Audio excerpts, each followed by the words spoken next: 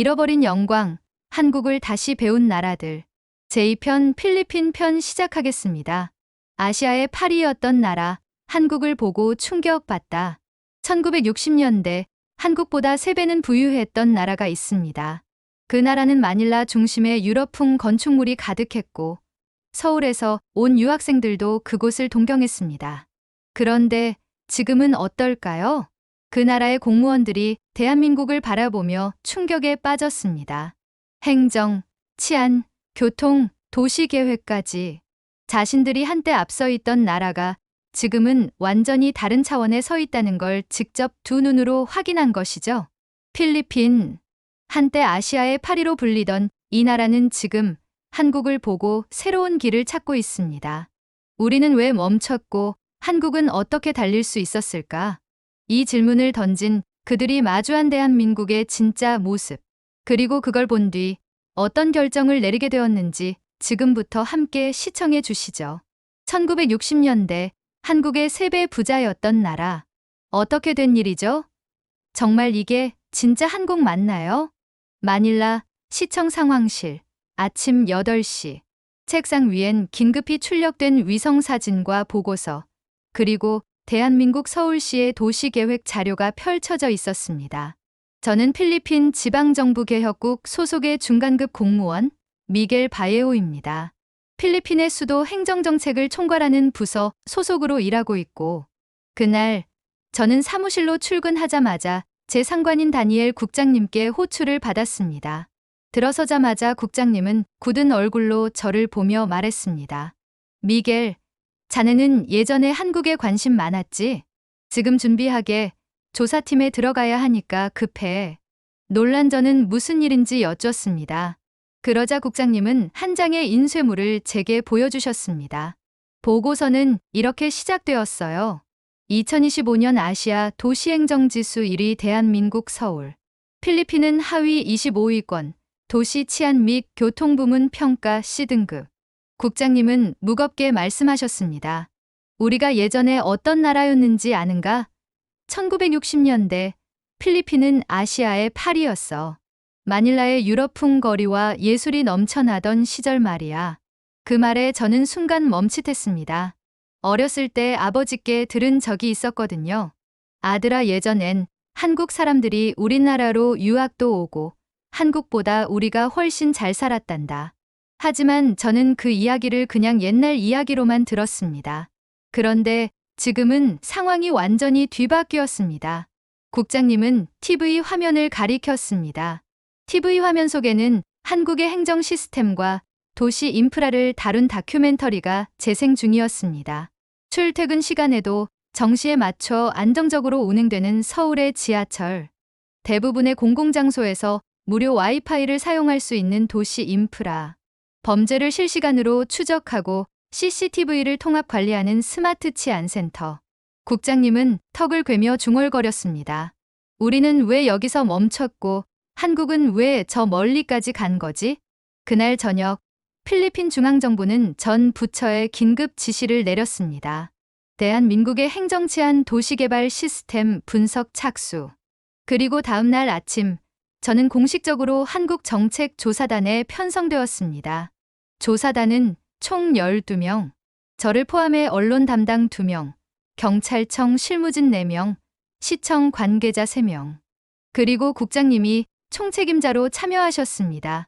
우리는 2주 후 서울로 출국하기로 결정되었고, 비행기 표가 확정되었을 때 제 심장은 두근거렸습니다. 왜냐하면 저는 사실 한국에 대해 개인적으로 좋아했었거든요. 대학 시절 저는 필리핀 대학교에서 도시행정학을 전공하며 한국에 대해 많이 접했습니다. 당시 한국은 디지털 행정으로 유명해지기 시작하던 시기였어요. 그때부터 저는 막연히 한국을 잘 나가는 나라 정도로만 생각했죠. 그런데 막상 지금 이렇게 한국을 벤치마킹해야 할 입장이 되니 그 막연함이 현실의 벽처럼 느껴졌습니다. 이건 자존심 문제야. 제 속에서 알 수 없는 무언가가 올라오고 있었습니다. 우리는 왜 이렇게 됐을까? 마닐라는 제자리 걸음인데 서울은 왜 경제 성장을 하는 거지? 그 답을 찾기 위해 저희 팀원들은 서울행 비행기에 몸을 실었습니다. 마음 한편으로는 충격과 분노, 또 다른 한편으로는 배움에 대한 갈망이 더 커져갔습니다. 정말 한국이 우리보다 가난했던 시절이 있었던 건가요? 국장님은 조용히 창밖을 바라보며 대답하셨습니다. 그래. 60년대 한국은 우리보다 국민소득도 낮았었고, 그땐 국제 원조도 받던 나라였지. 그 시절 한국 학생들이 필리핀 대학에 유학 와서 배웠다더라. 저는 말문이 막혔습니다. 그런 나라가 지금은 전 세계에서 벤치마킹 해주겠다고 필리핀을 초대한 것입니다. 저는 그날부터 마음을 다잡았습니다. 이건 단순한 출장이나 조사 일정이 아니라 우리 필리핀의 방향을 다시 정하는 일이 될 수도 있다라고 생각했습니다. 그렇게 저희 대한민국 탐방이 시작되었습니다. 서울행 비행기에 오른 순간부터 저는 끝없이 복잡한 감정에 휩싸였습니다. 창밖으로 구름을 보며 생각했어요. 우리는 도대체 어디서부터 잘못된 걸까? 필리핀은 과거에 진심으로 자랑스러운 나라였습니다. 마닐라는 동남아시아의 중심 도시였고, 미국 문화와 유럽 건축들이 자연스럽게 공존하는 세계적인 도시였죠. 아시아 최초의 지하철 건설을 검토했던 것도 우리였고, 동남아 최초로 유엔에 참여한 나라도 필리핀이었습니다. 그런데 지금 우리는 도로는 막히고, 전력은 불안정하고, 행정은 몇 시간씩 걸립니다. 거기다 범죄율까지 치솟고 있죠? 최근 마닐라 외곽의 어느 주민센터에서는 단순한 주소 이전 하나를 처리하는데 4시간이 넘게 걸렸다는 민원이 올라왔습니다. 반면 서울은 모든 행정 처리가 온라인으로 가능하다고 들었습니다. 도착 후 조사단에게 배포된 한국행정개혁 백서에는 이런 문장이 적혀 있었습니다. 서울시 디지털 민원센터는 하루 평균 민원 1만 5천 건을 접수 처리하며 평균 응답 시간은 28분입니다. 저는 이 숫자가 믿기지 않았습니다. 우리는 왜 이 시스템을 갖추지 못했을까? 국장님은 그날 저녁 호텔 세미나실에서 조사단과 간담회를 마치고 이렇게 말했습니다. 우리는 70년대까지 한국보다 모든 면에서 앞서 있었습니다. 그런데 왜 지금은 뒤처졌는지 진짜 이유를 파악해야 합니다. 단순히 경제만의 문제가 아닌 것 같습니다. 그 말씀을 들으며 저는 머릿속에 떠오르는 여러 장면들이 있었습니다. 마닐라 시청에서 행정 처리를 받으려면 종이 서류를 여러 장 복사해 제출해야 하고, 민원을 담당하는 창구에서는 시스템 장애로 접수가 중단되는 경우도 많았습니다. 정보는 부정확하고 부서 간 협조도 원활하지 않았죠. 반면 한국은 전자정보 순위에서 세계 1위권 국가입니다. 국가 전체가 디지털 행정으로 연결되어 있고, 국민은 앱 하나로 주민등록증 재발급부터 교통 범칙금 납부까지 모두 처리할 수 있다고 들었습니다. 심지어 실시간 대기 순번을 확인하고 모바일로 상담 예약도 할 수 있죠. 이건 기술의 문제가 아니라 이지의 문제라는 생각이 들기 시작했습니다. 그날 밤 저는 혼자 마닐라시 행정 데이터베이스와 서울시 스마트 행정 시스템 보고서를 비교했습니다. 차이는 명확했습니다. 서울은 행정 업무 흐름이 시민 중심으로 설계되어 있었습니다. 모든 시스템이 시민이 불편하지 않도록이라는 전제를 바탕으로 만들어져 있었죠. 반면 필리핀은 여전히 행정이 편한 구조에 갇혀 있었습니다. 시민은 그저 기다리고 담당자는 일을 넘기며 문제는 언제나 다음 단계로 미루어집니다. 한국은 그렇게 달렸던 것입니다. 시민을 중심에 두고 매년 시스템을 업데이트하고 정책을 실험하고 실패해도 다시 시도하며 앞으로 나아갔습니다. 우리는 멈췄고 한국은 움직였습니다. 정확히는 한국은 멈추지 않았습니다. 이 점이 가슴 아프게 다가왔습니다. 다음 날 우리는 서울종합행정센터를 방문했습니다. 그곳에서 저는 충격적인 장면을 보게 되었습니다. 한 시민이 스마트폰을 통해 민원을 신청하자 10분 만에 전자문서가 전송되고 담당 공무원의 피드백까지 전송되는 걸 실시간으로 목격했습니다. 진짜로 10분 만에 민원이 처리되네요. 저도 모르게 중얼거리자 옆에 있던 필리핀 치안국 담당자인 하비에르가 고개를 끄덕였습니다. 믿기지 않지만 여기선 이게 당연한 거래. 순간 어깨에 무거운 책임감이 밀려왔습니다. 그동안 우리는 기술이 없어서 못한 줄만 알았습니다. 하지만 아니었습니다. 우리에겐 시민을 위한 정책을 우선시하는 구조 자체가 부족했습니다. 행정, 치안, 교통 모두 제자리 걸음이 아니라 후퇴를 해왔던 겁니다. 그렇다면 지금부터라도 달릴 수 있을까? 저는 그렇게 다시 마음을 다잡았습니다. 이제는 문제를 정확히 직시해야 합니다. 그리고 그 답을 찾기 위해 더 깊이 한국을 분석해야겠다는 생각이 들었습니다. 서울에서의 첫 아침. 호텔방 창문을 여니 이미 출근길로 북적이는 도로와 빠르게 움직이는 사람들. 정류장에 정확히 멈추는 시내버스도 보였습니다. 우리가 도착한 지 하루밖에 되지 않았지만 도시가 얼마나 질서정연한지 피부로 느낄 수 있었어요. 호텔 식당에서 아침 식사를 하며 조사단원들은 어제의 인천공항 경험에 대해 이야기를 나눴습니다. 치안국의 하비에르는 빵을 자르다 말고 고개를 흔들며 말했습니다. 입국 심사대에서 10분도 안 걸리더군요. 우리나라에선 최소 40분은 걸리겠지.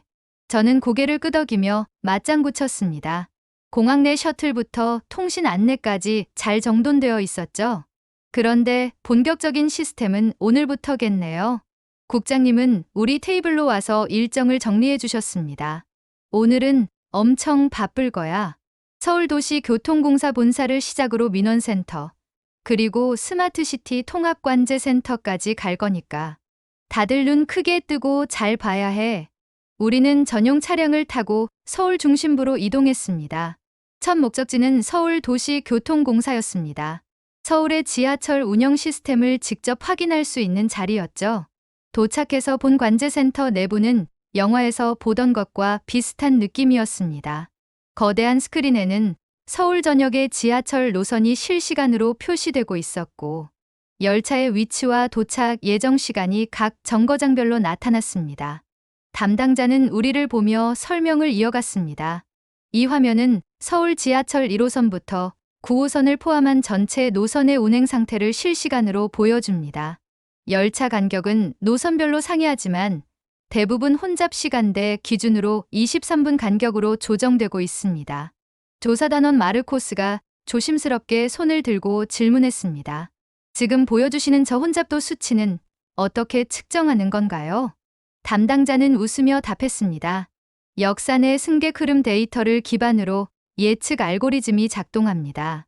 교통카드 사용량, 출입문 센서, CCTV 분석 등을 활용하고 있고 객차별 인원은 실시간으론 어렵지만 특정 역의 플랫폼 혼잡도를 분석해서 알림을 주거나 추가 열차를 준비하기도 합니다. 우리는 고개를 끄덕이며 듣고 있었지만 속으로는 꽤 충격을 받고 있었습니다. 마닐라 MRT는 아직도 일부 노선에서 정전이 일어나고 열차가 몇 분 늦게 도착하더라도 안내 방송이 없는 경우도 허다했습니다. 심지어 도착 시간도 늘 예측 불가능한 상황이죠. 그에 비해 서울의 시스템은 정보 제공부터 승객 흐름 조절까지 체계적으로 운영되고 있었습니다. 클라라는 감탄을 금치 못하며 말했습니다. 우리도 철도망에 이런 데이터 기반 시스템을 도입하면 정말 많이 바뀔 텐데. 두 번째 일정은 서울시 민원센터였습니다. 도착하자마자 키오스크를 통해 방문 목적을 입력하고 대기번호가 발급되었습니다. 모니터에는 대기 시간과 위치가 표시되었고 일부 시민은 스마트폰 앱으로 알림을 받으며 근처에서 대기 중이었습니다. 민원센터 담당자는 태블릿을 들어 보이며 말했습니다. 이건 단순한 민원 처리 시스템이 아닙니다. 시민 한 분 한 분의 민원 내역을 통합 관리하며 처리 상태도 실시간으로 확인하실 수 있어요. 우리는 다시 한번 감탄했습니다. 하비에르는 자신도 모르게 중얼거렸습니다. 우린 민원 처리하려면 담당자가 누군지부터 묻고 사인을 몇 개나 더 받아야 하죠. 세 번째 일정은 스마트시티 통합관제센터였습니다. 여긴 진짜 미래도시를 보는 느낌이었습니다. 대형 스크린에는 서울 시내 CCTV 영상, 교통 흐름, 긴급신고 정보까지 통합되어 실시간으로 표시되고 있었고 현장 요원들이 모니터를 분석하며 필요한 조치를 취하고 있었습니다. 담당자는 설명을 이어갔습니다. 단순히 CCTV를 보는 수준이 아니라 각종 데이터를 기반으로 위험을 예측합니다. 군중이 특정 지역에 과도하게 몰릴 경우 자동 경고가 뜨고 경찰서나 소방서와 바로 연계됩니다. 그 말을 들은 하비에르는 한동안 말이 없었습니다. 그는 수십 년간 마닐라에서 치안 관련 데이터를 분석하며 수많은 사건 현장을 겪어온 사람이었습니다. 조용히 입을 연 그는 말했습니다. 우리 마닐라에 이런 시스템이 있었다면 분명히 막을 수 있었던 사고들이 있습니다. 지금도 잊히지 않는 사건들이 몇 건 있어요. 국장님은 하비에르의 등을 가볍게 두드리며 말했습니다. 이제 우리가 할 일은 여기서 배운 걸 그대로 옮겨가는 거야. 그날 밤 우리는 회의를 열고 오늘 느낀 점들을 정리했습니다. 모두가 무겁고도 숙연한 얼굴이었지만 눈빛은 분명 달라져 있었습니다.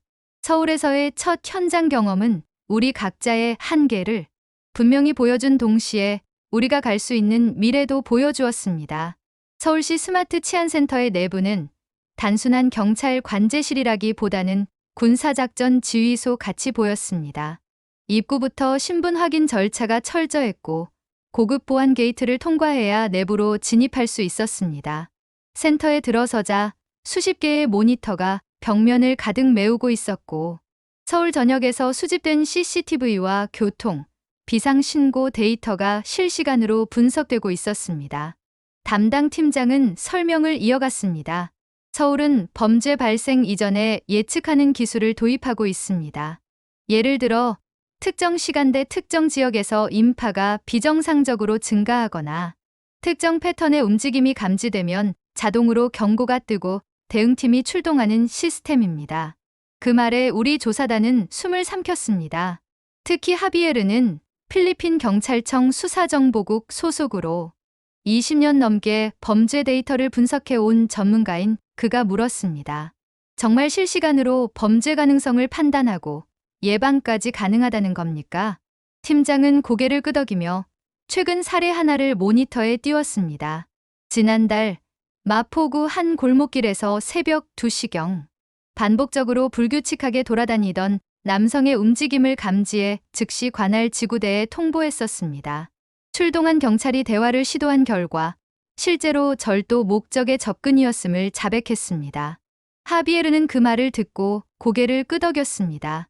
잠시 침묵이 흐른 뒤 하비에르는 조용히 입을 열었습니다. 만약 우리 마닐라 시내에도 이런 시스템이 있었다면 지난달에 발생한 마케팅, 여직원 실종 사건은 막을 수 있었을 겁니다.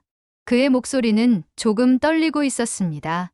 그 사건은 CCTV 사각지대에서 발생했고 그 지역은 몇 년 전부터 범죄 다발 지역으로 분류되어 있었지만 실질적인 예방 조치는 없었습니다. 그는 고개를 숙인 채 말을 이었습니다. 그런데 한국의 기술은 단순한 감시 수단이 아니라 생명을 구하는 공공안전망으로 활용되고 있네요. 조사단 내 다른 경찰 관계자들도 고개를 끄덕이며 감정을 억누르기 힘들어했습니다. 그 순간 저는 큰 충격을 받았습니다. 지금까지 우리가 보아온 한국의 교통, 행정 시스템은 편리함이 핵심이었다면 이 치안센터는 신뢰와 생명이 핵심이었습니다.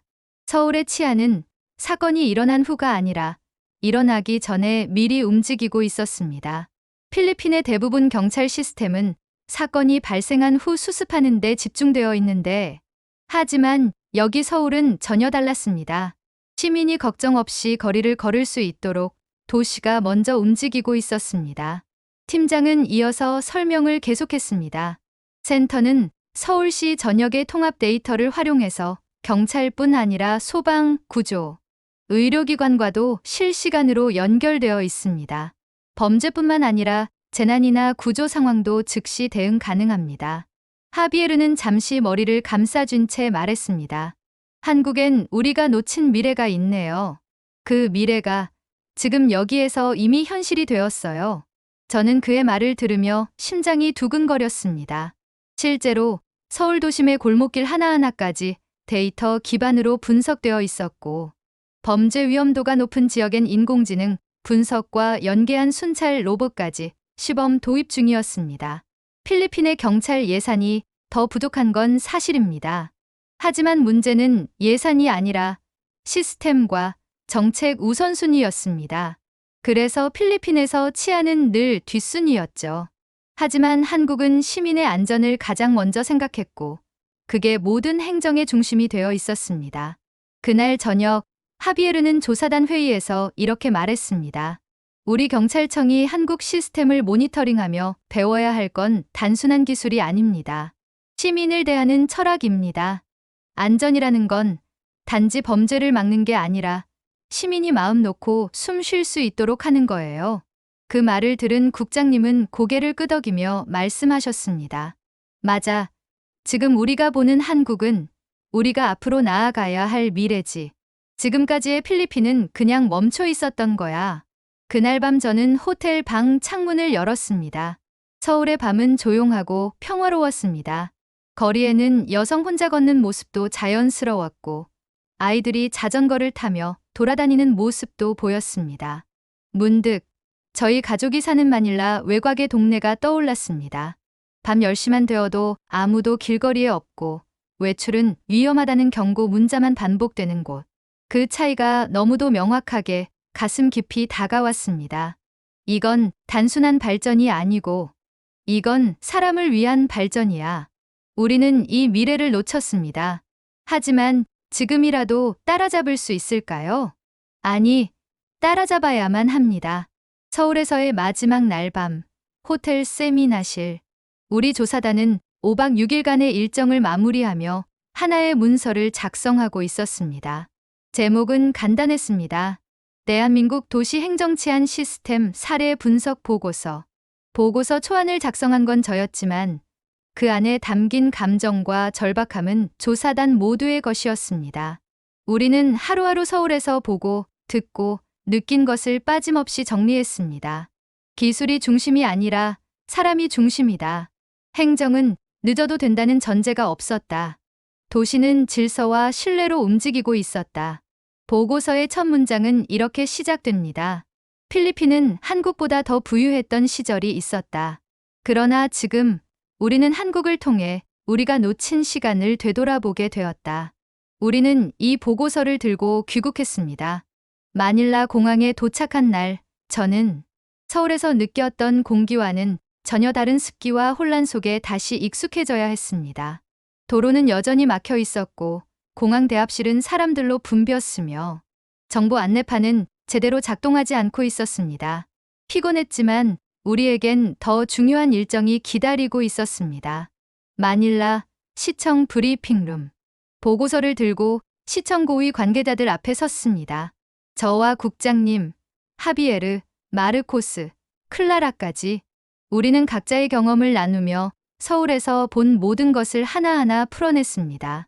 하지만 처음엔 분위기가 냉랭했습니다. 행정차관 베라가 조용히 물었습니다.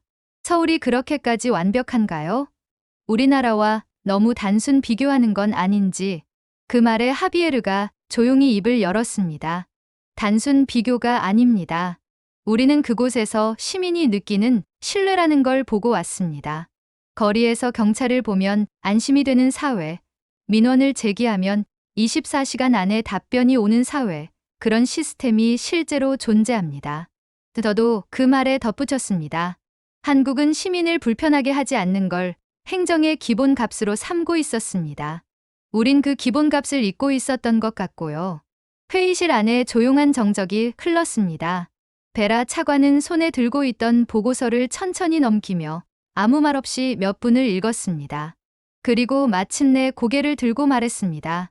이 보고서 대통령 비서실에도 공유합시다. 그 말에 회의실 분위기가 달라졌습니다. 며칠 뒤 마닐라 시청 내부에서 별도로 정책 검토 회의가 열렸고 조사단 전원이 참석했습니다. 회의 주제는 명확했습니다.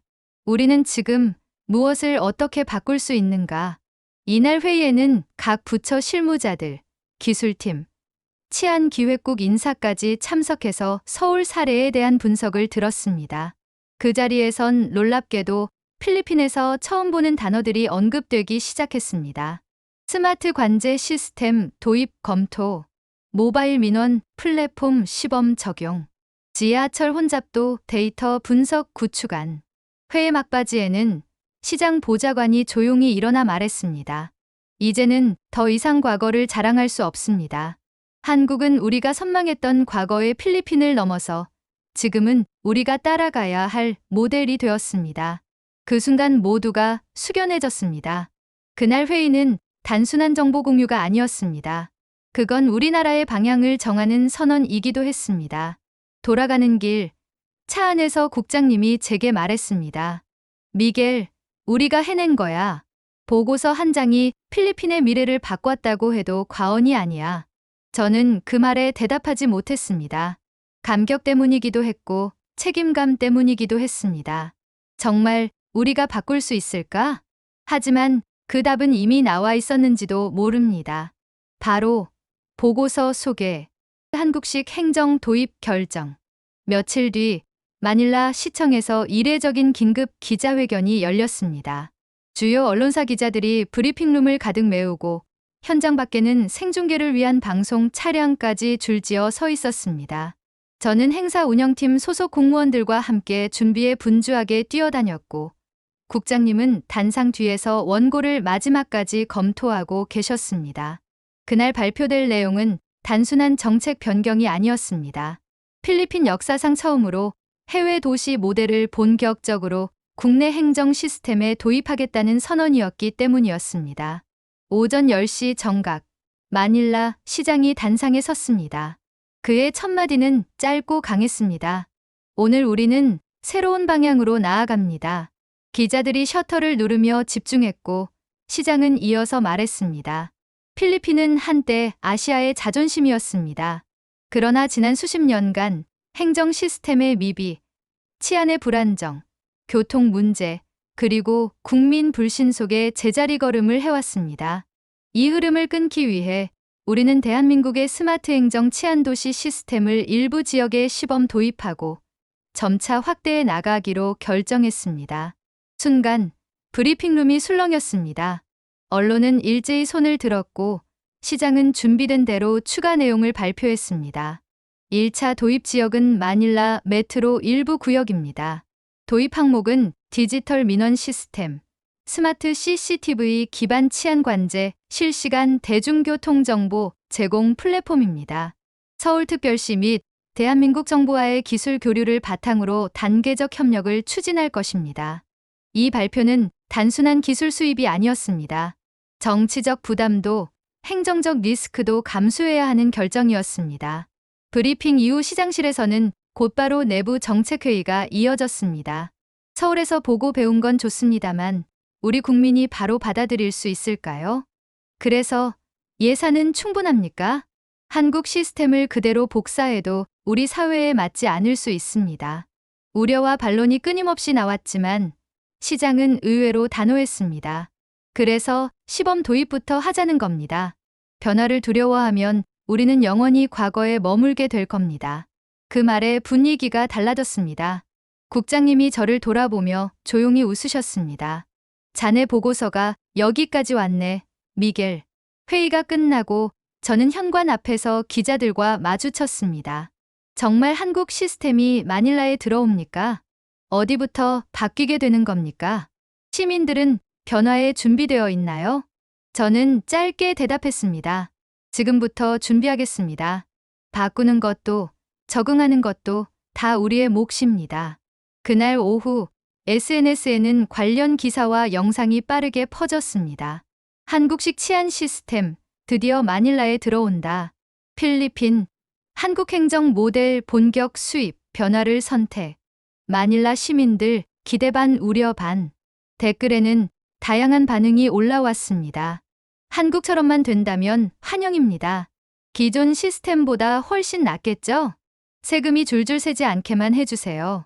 진짜 바뀔까요? 아님 보여주기식일까요? 하지만 분명한 것은 하나였습니다.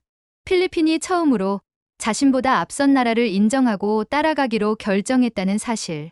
우리는 더 이상 스스로의 과거만 붙잡고 있을 수 없었습니다.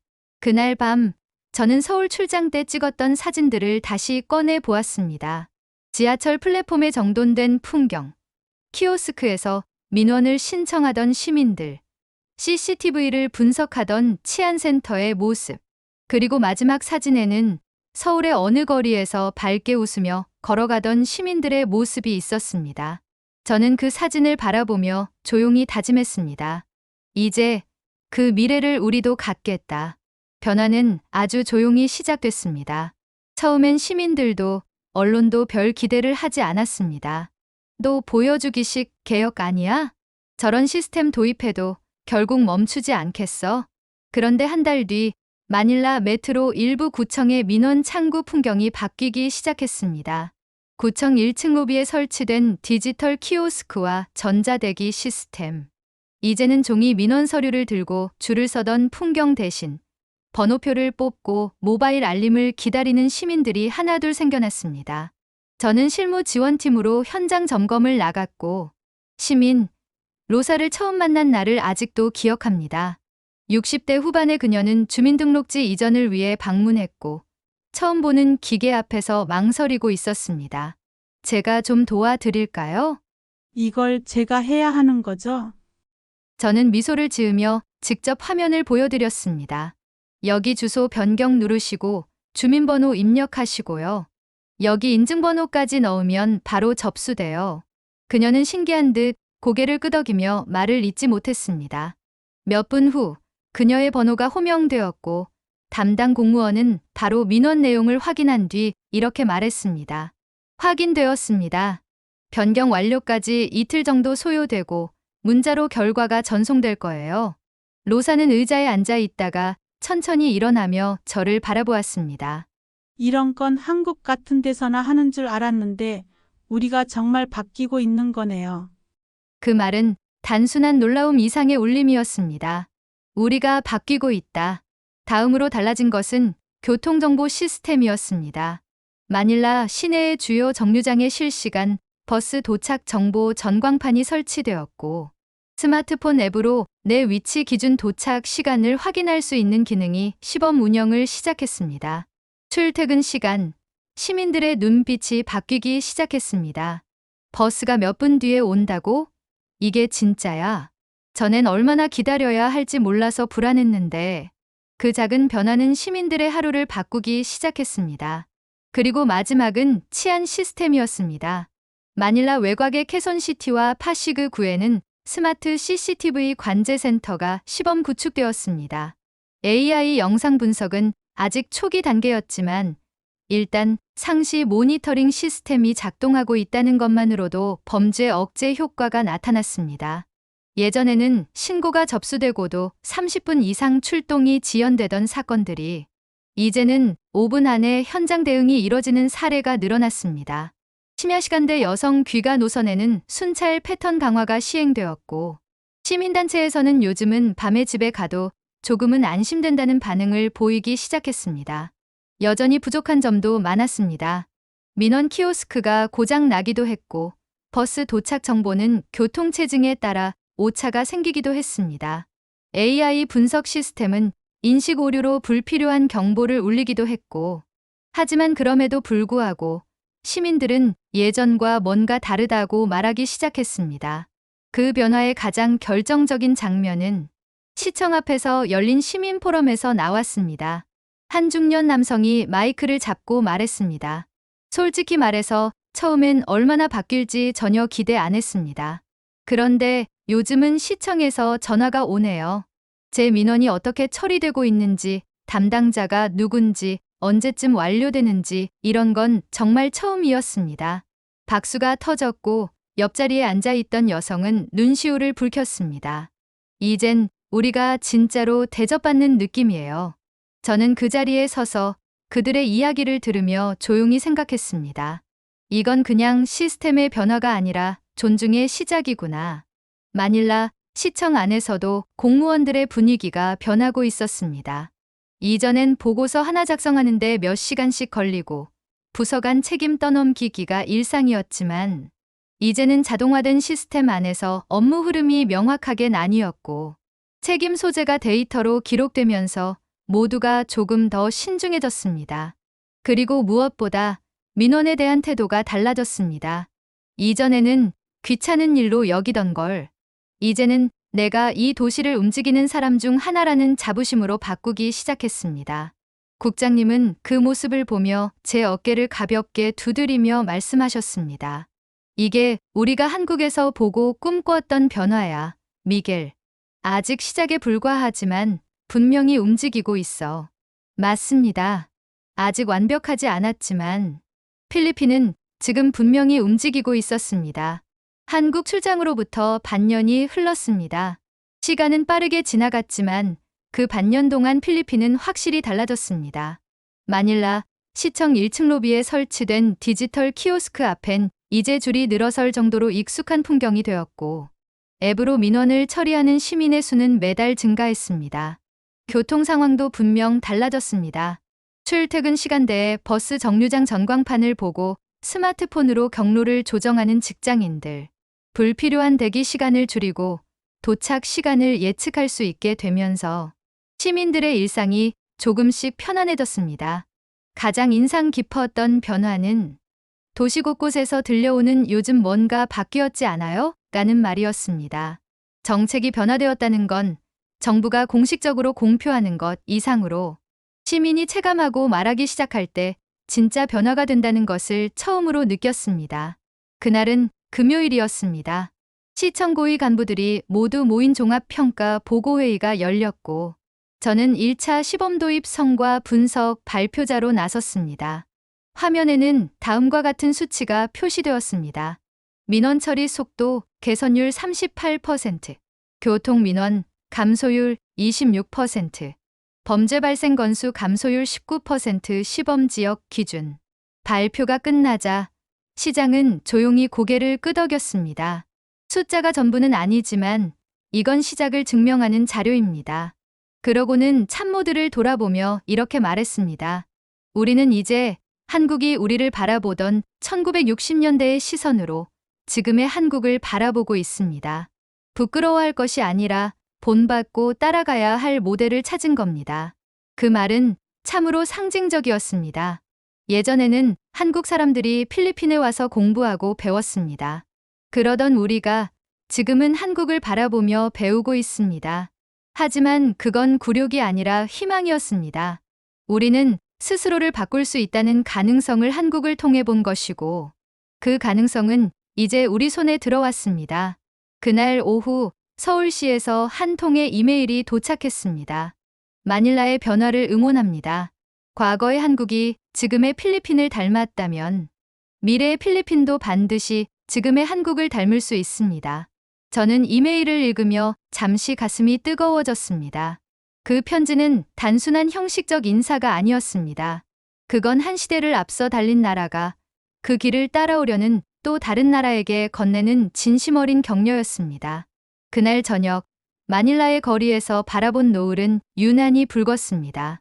저는 집으로 돌아가는 길의 작은 골목을 지나며 아이들이 자전거를 타는 모습을 보았는데, 예전 같으면 이런 시간에 아이들이 밖에 나와 있다는 게 걱정스러웠겠지만 이젠 CCTV가 설치되어 있고 순찰차도 20분 간격으로 돌고 있다는 걸 알기에 저도 모르게 마음이 놓였습니다.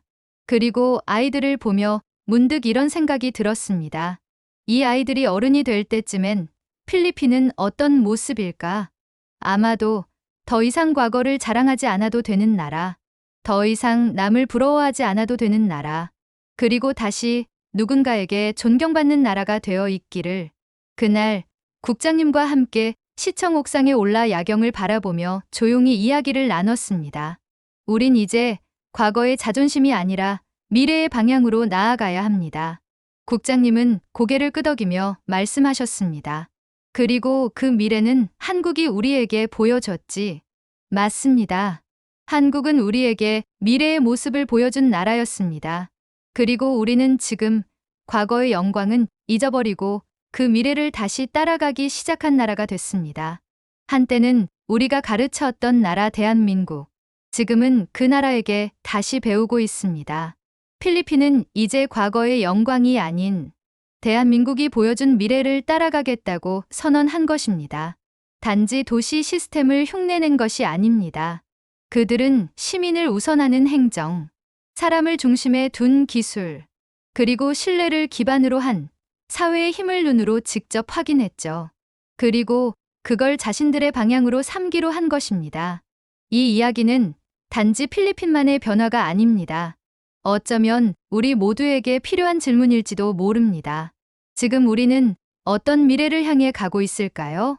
지금까지 시청해 주셔서 감사합니다. 오늘 영상이 마음에 드셨다면 눈물과 웃음의 감동사연 채널을 구독해 주세요. 여러분의 구독과 좋아요, 그리고 알림 설정이 더 많은 이야기를 세상에 전할 수 있는 힘이 됩니다. 다음에도 진심이 전해지는 이야기로 찾아뵙겠습니다. 감사합니다.